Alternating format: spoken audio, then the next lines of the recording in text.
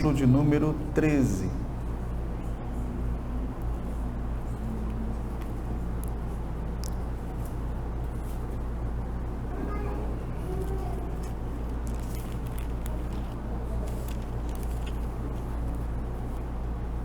Nos diz assim a palavra do Senhor: Por isso, cingindo o vosso entendimento, sede sóbrios e esperai inteiramente na graça que vos está sendo trazida na revelação de Jesus Cristo.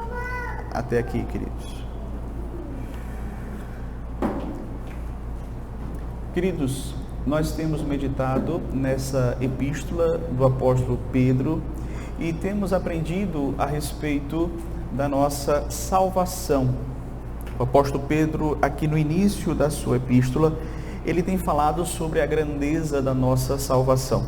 Ele falou da regeneração que nós recebemos, ele falou da esperança viva que nós temos, ele falou da herança incorruptível que nos aguarda nos céus, ele falou também da alegria em meio às provações.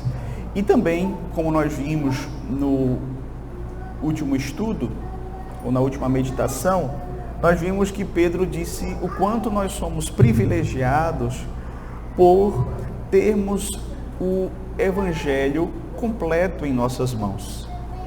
Coisas que os profetas anelavam. E é interessante, queridos, porque a partir de agora, a partir do verso 13, nós vamos perceber que a ênfase do apóstolo Pedro vai mudar. Se antes ele vinha fazendo uma exposição da doutrina da salvação, agora ele vai falar sobre a nossa responsabilidade como salvos em Cristo Jesus. Então, antes ele estava tratando de forma mais doutrinária, agora ele vai falar de forma mais prática para as nossas vidas, mostrando que nós que fomos salvos por Cristo Jesus, temos diante de Deus uma incumbência. Devemos viver de maneira digna da nossa salvação, de maneira compatível com a nossa salvação. Uma nova vida transformada em Cristo Jesus. E Pedro aqui, a partir do verso 13, ele começa então a exortar os seus leitores nesse sentido. Por isso que você vai ver que no verso 13 ele começa com uma conjunção, né? Por isso, ou seja, porque nós temos esta salvação, porque nós recebemos tão grande salvação da parte de Deus, nós agora temos responsabilidades diante de Deus. Então Pedro, ele está aqui justamente mostrando para nós que essa salvação que ele vinha discorrendo desde o começo do capítulo, ela tem implicações para mim e para você. Ele vai falar aqui que nós somos chamados a viver uma vida de santidade. E aí ele vai dizer também que santidade é algo que vai começar na nossa mente. Por isso que nesta noite eu gostaria então de meditar com vocês sobre o seguinte tema: preparando a mente para os desafios da peregrinação cristã. Nós, como cristãos, precisamos estar com as nossas mentes preparadas para os desafios que nos sobrevêm na peregrinação aqui neste mundo. Então, primeiro, Pedro, ele vai orientar os cristãos a cingirem o entendimento. É isso que nós vamos observar aqui no verso de número 13. Ele diz assim: por isso, cingindo-vos o vosso entendimento. Interessante que a palavra cingir, ela retrata um hábito que era muito comum ali naquele período, entre o povo daquela região de Israel. Era justamente, eles usavam túnicas, e para prender essas túnicas eles usavam cintos. Eles não deixavam aquelas túnicas soltas porque elas atrapalhavam o dia a dia, né? Atrapalhava para eles trabalharem, para que eles corressem, para que eles lutassem. Então, eles se cingiam, ou seja, eles colocavam um cinto para prender as suas túnicas. Então, quando Pedro usa essa expressão cingindo o vosso entendimento, significa que ele está dizendo que nós devemos nos preparar para a ação. Interessante porque a NVI traduz assim: portanto, estando com a mente preparada, pronta para agir. A ideia de cingir é a ideia de se preparar para uma ação. Então, o que Pedro está nos ensinando aqui é isso, que nós devemos cingir a nossa mente, ou seja, preparar a nossa mente, estarmos preparados mentalmente para agir. Pedro orienta aqui, meus queridos, tanto aqueles irmãos, os primeiros destinatários desta carta, quanto a nós, que a gente esteja assim preparados, porque a vida cristã, a caminhada cristã, a nossa peregrinação aqui nesta terra, ela é repleta de desafios. Lembra da história do peregrino? Não é? O peregrino enfrentava vários e vários desafios rumo à cidade celestial. Pedro está chamando aqui os seus leitores, em diversos momentos na sua carta, de peregrinos e forasteiros. Então, como peregrinos, meus queridos, nós devemos estar preparados, com as nossas mentes preparados para não sermos atrapalhados na nossa caminhada cristã. Seja por propósitos, por pensamentos, por sonhos, por desejos que não vão contribuir para uma vida santa diante de Deus. Então, queridos, nós precisamos estar assim, vigilantes, atentos, preparados para agir. É como se Pedro estivesse dizendo assim: o nosso entendimento deve estar guardado de tal maneira que as circunstâncias desta vida não roubem a nossa esperança em Cristo, não roubem o nosso desejo de viver para Cristo, de viver uma vida santa. Nós devemos estar preparados para as lutas. Lembra que esses irmãos aqui, a quem Pedro se dirige, eram irmãos que estavam passando por muitas lutas, muitas provações. Não é? No capítulo 4, Pedro vai dizer: não estranheis o fogo ardente que surge no meio de vós com o propósito de provar-vos. Então, para que a gente possa viver a vida cristã, enfrentar os desafios, enfrentar as provações, nós precisamos estar com a nossa mente muito bem preparada. Então, que interessante, queridos, que Pedro vai nos dizer aqui justamente isso, que a gente deve ter uma vida de prontidão e não permitirmos que as nossas vidas sejam cheias de embaraço, de coisas que vão nos atrapalhar. Veja, um homem, para lutar com aquelas túnicas, ele teria seus movimentos muito reduzidos, a sua movimentação seria extremamente comprometida, embaraçada, porque ele não estaria preparado. Nós também precisamos estar preparados para que nada nos atrapalhe no que diz respeito à nossa peregrinação aqui nesta vida, aos desafios que nós temos aqui nesta vida. Então, é assim que nós começamos a viver vida santa. Santidade, meus queridos, começa no entendimento, começa na mente, começa com pensamentos corretos diante de Deus. E não apenas pensamentos. Veja, nós podemos incluir aqui tudo o que passa pela nossa mente, sejam os nossos sonhos, sejam os nossos desejos e os pensamentos. Então, se você deseja viver uma vida santa, você precisa estar preparado mentalmente para essa batalha. Então, cinja o seu entendimento, ou seja, esteja preparado mentalmente para a batalha que está por vir que vem para todos nós, todos aqueles que são cristãos, eles vão enfrentar o combate cristão aqui nesta terra. De modo que nós precisamos estar assim, cingidos. E por que devemos cingir a nossa mente? Para sermos sóbrios. Veja que é isso que Pedro vai dizer aí. Por isso, cingindo o vosso entendimento, sede sóbrios. Então Pedro está ensinando aqui que nós precisamos cingir a nossa mente para sermos sóbrios, para não permitirmos que nada nos entorpeça nesta vida.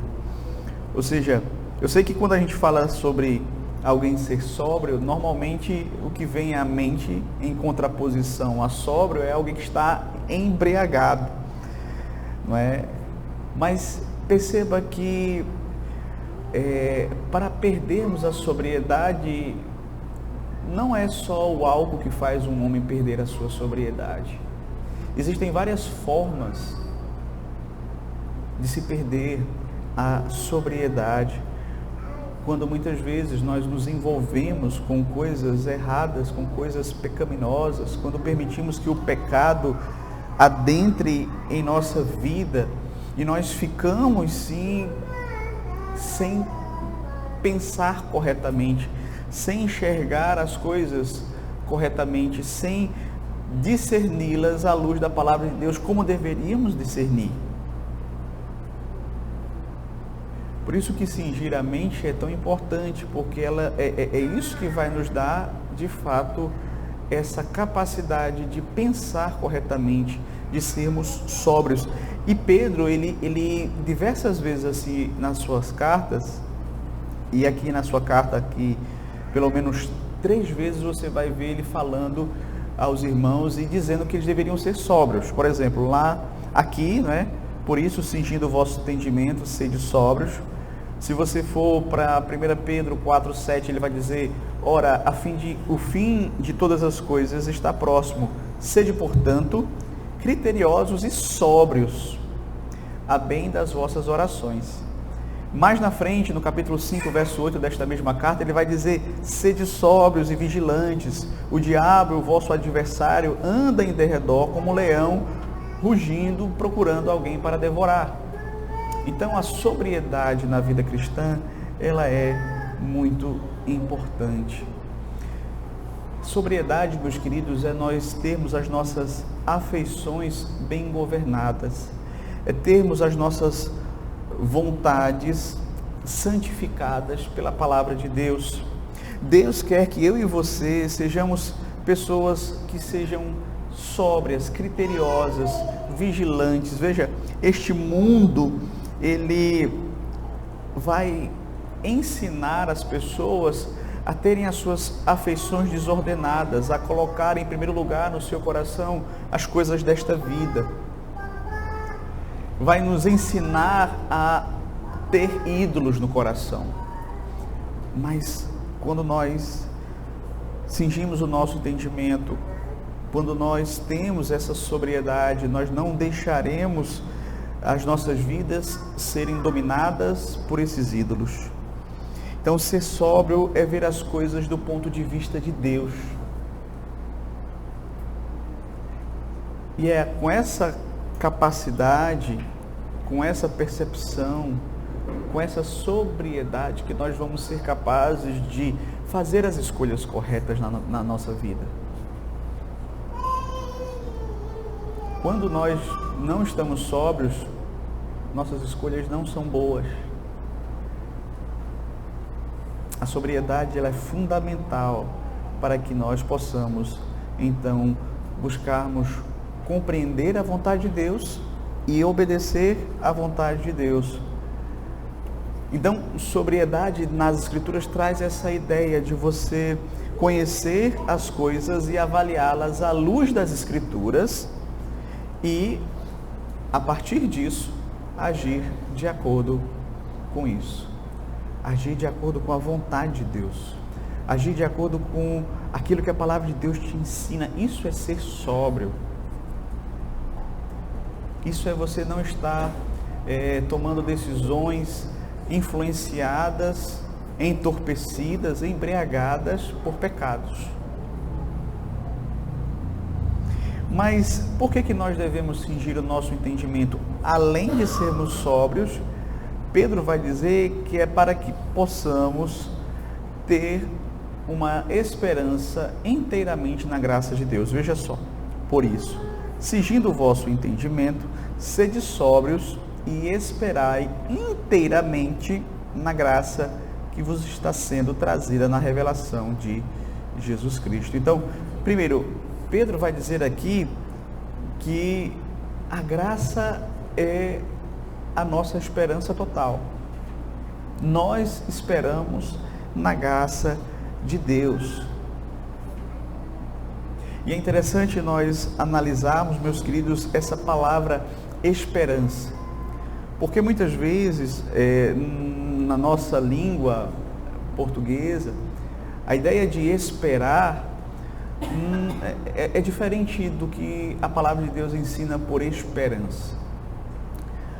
Esperar, de acordo com a nossa linguagem, você diz, olha, eu espero que amanhã seja um dia bom.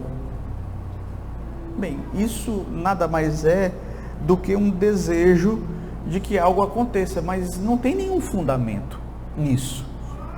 É só um desejo, é só um anseio que você tem.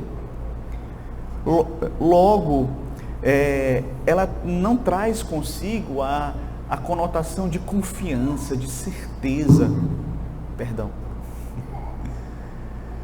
Não é?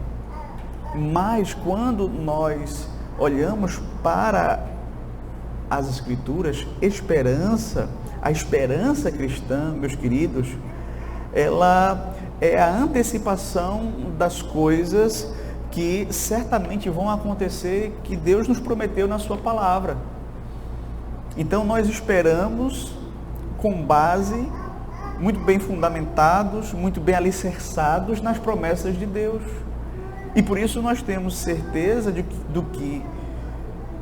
que aquilo que nós esperamos, vai acontecer. Não é um mero desejo, não é um mero anseio, não é um pensamento positivo, é uma certeza do coração, fundamentada nas Escrituras, certo? Mas nós aprendemos aqui também, meus queridos, que a graça é o fundamento da esperança cristã. Veja só, esperai inteiramente na graça, ou seja, a base da nossa esperança é a graça de Deus. A nossa esperança está firmada na graça de Deus. E graça, usando de uma forma simples, significa favor imerecido. Ou seja, eu tenho esperança em Deus não porque eu fiz por merecer, mas por causa da graça de Deus, por causa do favor imerecido de Deus. A minha esperança não tem como base as minhas obras, mas a graça. Mas é interessante porque o homem não cristão, a esperança dele não tem um fundamento. Ele não tem onde se segurar. Ele acha que se ele ficar pensando positivamente, as coisas vão dar certo para ele. Mas a esperança cristã, ela é essa antecipação dos benefícios que Deus nos dá e que também no futuro vão se concretizar. Nós já desfrutamos hoje, mas ainda desfrutaremos muito mais quando o Senhor Jesus Cristo retornar. E por que é importante para nós, peregrinos aqui neste mundo tão hostil, cheio de desafios, de lutas, perseguições, tribulações, provações, estarmos assim preparados com as nossas mentes cingidas, com sobriedade e com essa esperança? Porque, meus queridos, é a esperança do cristão que vai mantê-lo de pé. É a esperança que vai fazer com que você, mesmo diante das lutas, das dificuldades, das tribulações, das tragédias, você possa levantar no outro dia e continuar a sua vida. Porque nós não vivemos por aquilo que nós vemos, mas nós vivemos e esperamos aquilo que nós não vemos, aquilo que Deus prometeu na sua palavra. E é por isso que nós temos essa confiança de que isso vai se concretizar. É apenas uma questão de tempo para que essa esperança seja concretizada. Ela pode, aos nossos olhos, demorar, não é? Mas no tempo certo ela vai ser concretizada. E nós sabemos, como diz aqui o apóstolo Pedro, que ela há de ser concretizada de forma plena na volta de Cristo. Ou seja, quando Cristo retornar, tudo aquilo que nós esperamos vai ser concretizado. Nossa salvação será plenamente desfrutada por nós. Queridos, então, trazendo algumas implicações conclusivas para a nossa meditação, rapidamente. Você tem preparado a sua mente para viver como um cristão nesse mundo hostil? Isso é algo muito importante, meus queridos. Pastor, como é que eu preparo a minha mente? O senhor falou muito aí de cingir a mente, preparar a mente, estar com a mente preparada para agir. Vou lhe dar uma boa dica. Comece pelas Escrituras. Prepare a sua mente com as Escrituras, que você vai certamente ter sobriedade, saber escolher corretamente, saber agir corretamente, saber reagir corretamente, saber resistir à tentação corretamente. Cinja a sua mente, prepare a sua mente a partir das Escrituras, e aí você pode ler, você pode cantar, você pode ouvir pregações com base nas Escrituras, a palavra de Deus lida, cantada, ensinada.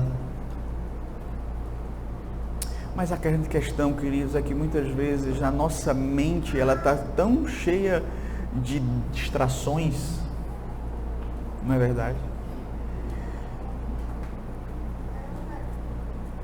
Que ela muitas vezes vai ser justamente a porta de entrada para o enfraquecimento espiritual. Ou seja, a batalha da santidade a gente começa a perder na mente, quando muitas vezes nós não a enchemos com as Escrituras. E em contrapartida, nós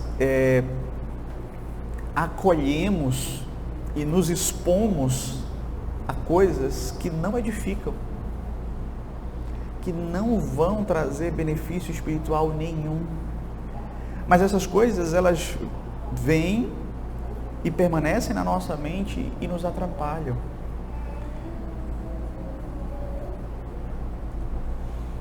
A santidade começa nessa batalha travada na mente, naquilo que você escolhe pensar, naquilo que você escolhe rejeitar, não permitir que entre em sua mente. Então, que você possa refletir sobre isso. Prepare-se mentalmente para viver a vida cristã nesse mundo hostil, buscando encher-se com a palavra de Deus e rejeitando coisas que não edificam a sua mente. Hoje é muito fácil nós colocarmos para dentro da nossa mente coisas que não edificam. Está na mão o celular, é só passar. E muitas vezes o que vai estar sendo exposto diante dos seus olhos e para a sua mente não vai te ajudar em nada. Segundo, você tem sido sóbrio? É importante, queridos, nós pararmos para pensar nisso, porque muitas vezes a gente não se apercebe de que o pecado em nossas vidas tem tirado a nossa sobriedade. E aí a gente começa a pensar, falar e agir de forma errada, contrária às Sagradas Escrituras, porque o pecado, ele nos enebriou, nos embebeceu, nos iludiu, nos enganou e nos deixou fora de nós mesmos, sem sobriedade. Quando você olha, por exemplo, Davi, quando ele fixa os seus olhos em Betseba, e ali ele se envolve com ela, ele começa a desejá-la, aquilo passa a habitar a sua mente, o seu coração, e aquele desejo, e ele começa a tomar decisões, ele chama ela, ele adultera com ela, mesmo sabendo que ela era esposa de um dos seus valentes. Depois ele busca matar o valente. Isso é um exemplo de um homem que perdeu a sobriedade, e o pecado faz isso conosco, sabia? Veja, Davi era um homem segundo o coração de Deus, mas ele perdeu a sobriedade a tal ponto de cometer loucuras como essa.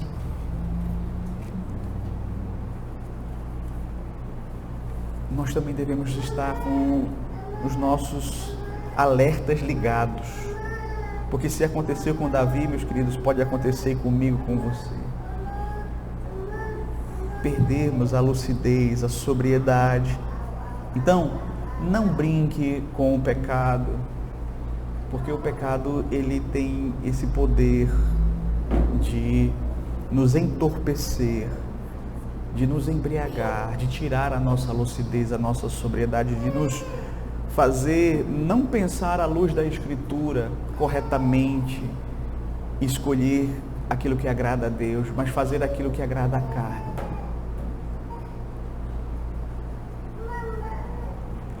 Então, uma vez que a pessoa se torna inebriada pelo pecado, é muito difícil trazê-la de volta. Deus teve que mandar Natã, o profeta, lá para confrontá-lo.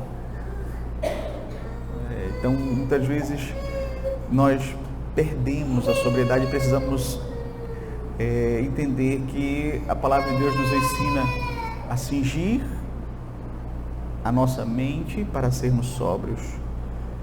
E também, meus queridos, para que a nossa esperança esteja fundamentada na graça de Deus, não nas circunstâncias deste mundo, que podem ser favoráveis ou não. Esperar inteiramente na graça de Deus é já viver hoje com os valores do reino, é você já viver hoje com a mente nas coisas eternas, é não se deixar envolver pelas circunstâncias que mudam desta vida, nesta nossa peregrinação. E veja, a sua esperança, ela está fundamentada na graça de Deus ou nas suas obras? A graça de Deus deve ser o fundamento da nossa esperança. Então, você quer crescer em santidade? Comece pela mente.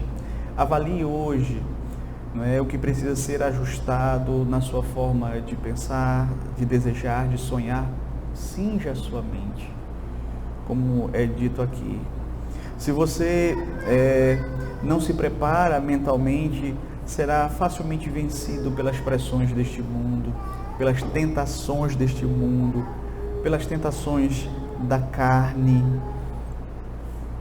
Então, lembre-se, a mente é um campo de batalha, e Pedro está nos chamando aqui a estarmos prontos, a estarmos preparados. Então, lembre-se disso. E Cristo nos chamou para sermos sóbrios, para esperarmos na graça dele.